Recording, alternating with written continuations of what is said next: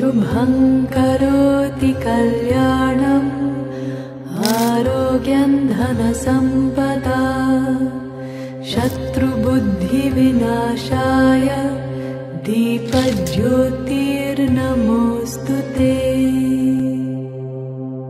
शुभं करोति कल्याणम् आरोग्यं धनसम्पदा शत्रुबुद्धिविनाशाय दीपज्योतिर्नमोऽस्तु ते।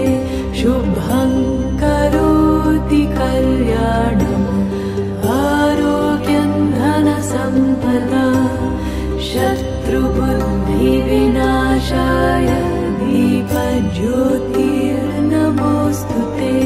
दीपज्योतिर्नमोऽस्तु ते।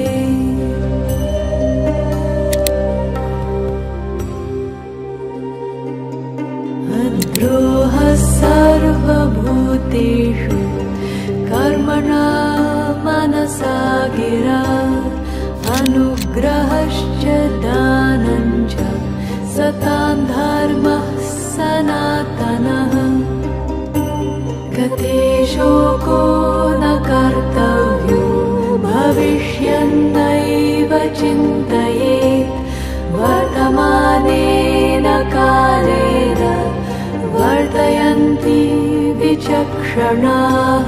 गते शोको न कर्तव्यो भविष्यन्नैव चिन्तयेत् वर्तमानेन कालेन वर्तयन्ति विचक्षणाः।